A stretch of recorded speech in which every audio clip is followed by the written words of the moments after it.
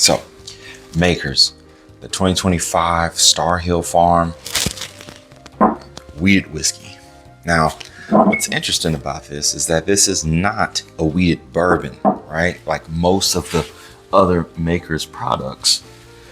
These are all wheated bourbons. This is a wheated whiskey, so quite different from the standpoint that with a wheated bourbon, of course, corn is still the predominant grain, and then you would also have wheat being the second dominant grain. So say 70% corn, and then maybe you have 15% wheat. That would be considered a wheated bourbon. This particular case is a wheat whiskey, and they tell you how this breaks down. So 51% is soft red winter wheat, 27% is malted soft red winter wheat, and then 22% is malted barley. So 22% is barley. Is pretty high on the barley count, so that might give it more of like a chocolatey type of flavor. So let's find out how this really ranks and what the overall value of this bottle is. I think this bottle is what some people are buying it for about $100. Some people are buying it for around what, 150, 120, all that kind of stuff. At least on the nose, it does smell special. You get a nice amount of, I would say, what is this? I guess you could really sum it up from it being like a chocolate, like how you have those assorted chocolates, and sometimes they have the ones with like a little cherry filling or whatever inside.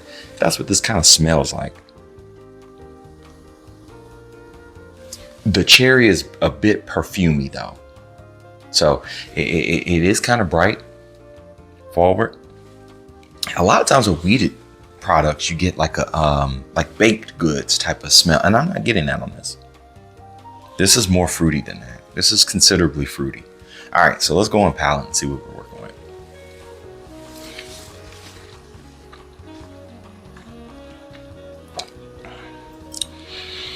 Wow. Okay, that's interesting.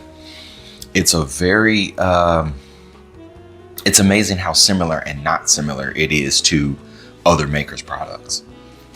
For instance, cellar age, and I think most people right away would say, "Well, this is a special bottle. How does it compare to their other special bottle?" That's an awesome question, and I think importantly, we should probably find out. But before we do that, this was also a very quintessential, the Heart release was a very quintessential release from last year. And what's interesting about this one to me is that I, hot take, believe that this was somewhere just as good as it. So, wanted to throw that out there. I'm curious to know what you guys think. But so enough of that. Put that away. And we'll save that for another topic, another day. So let's go ahead and pour up this, and then we'll kind of compare.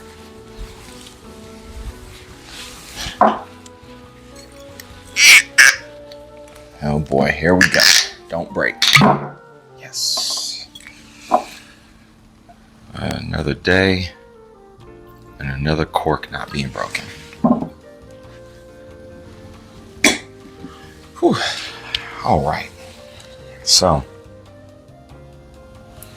wow. So right away, and I mean right away, you can tell a huge difference.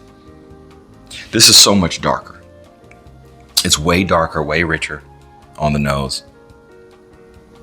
And you do kind of get a breadier nose. It's not super bready, but you get like a breadier, almost like a baked loaf of bread.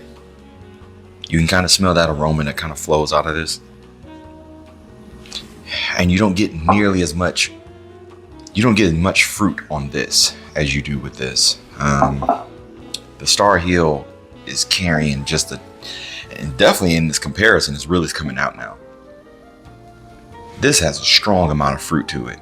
Wow. Okay. So now let's see what the palate has to offer. Before I say that, there's some earthiness on this.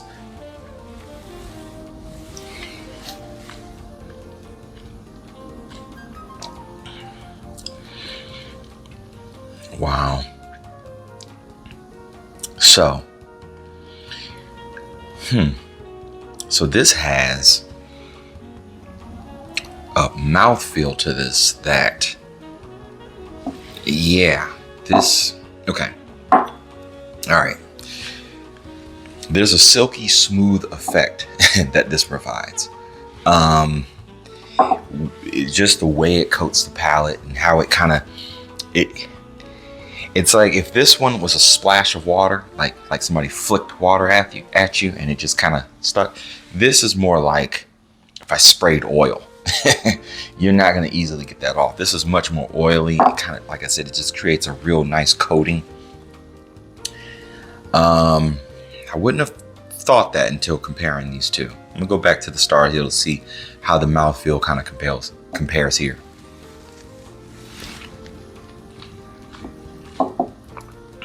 It's a much thinner. This is a much thinner palate than wow.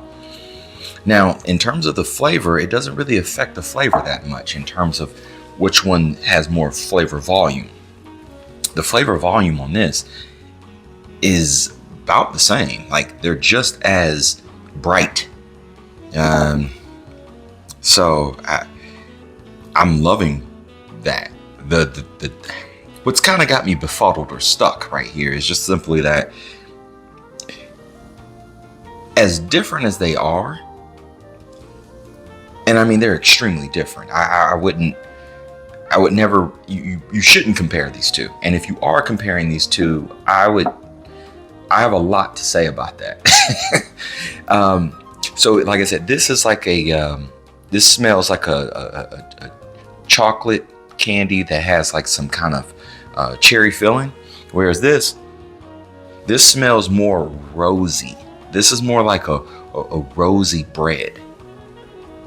It's more fragrant. This is more candied and more dessert. This is definitely more fragrant. Smells more like something you would wear.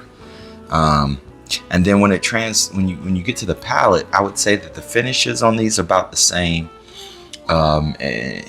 This probably carries a little bit longer. The Cellar Age does. But I think the biggest thing between the two is that this is just a little bit more eventful. The way the notes come in is a little bit more impressive.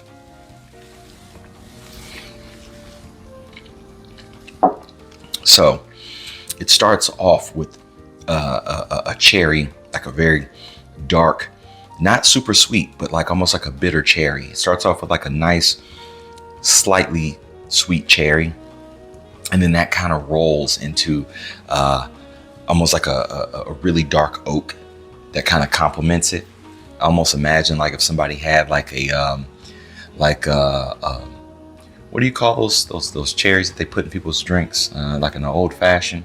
I know there's Luxardo cherries, but maraschino. There we go. So the maraschino cherry. Imagine if somebody took one of those and kind of torched it a little bit on some oak. That's kind of the way that would smell. That's how this tastes. I hope that made sense. I hope that made some kind of sense. But that's what I'm getting here. So you've got this is more exotic in that way. And so the way I kind of described it, that's how it feels. This is a candy. This is more of an experience. But again, it's not like I would pour this on more special occasions than I would on this one. But if you missed out on getting the Cellar Age, you could buy the Star Hill, and it's not a replacement for this, but you're not missing much. They're the same level. That's how I put it. They're on the same level. They're in the same class. So is this worth $150? Yeah, probably, due to rarity and just where it is on the palate. I mean, I think this was about $150, if I can remember correctly, price wise, $120 or $150, something like that. I think that's about where these sit. Should you go any higher than that? Absolutely not. But if you see this at MSRP, or if it's marked up slightly, I think I think it's still a good buy. It's both solid pours. How these would hold up to water if you're going to put a cube in them, I would say probably don't do that. And the only reason why I would say that is just because these are special occasion pours. I'm slightly against putting cubes in special occasion bottles. Now, if you like to do that, tell me which ones you do. Do you take a George T. Stagg and do you put a cube in it? Do you take, let's see, a Wild Turkey Generations and put a cube in it? All right. Is that something you're doing? If so, I'd love to hear. But yeah. So Star Hill 2025. Fantastic. They get an A. I would say an A, not an A plus, but I'd give them an A for this release. I like the price point. I like the flavor. I like the nose. All of it is just it's the right package. They did a great job with that. So hey, guys, if you found this informative, if you found it enjoyable, great. Then hey, hit the like button. That means a whole lot to the channel. And of course, hey, if you want to hear more, subscribe, hit the bell notification. You'll get a whole lot more. All right, we're posting daily. See you guys in the next one.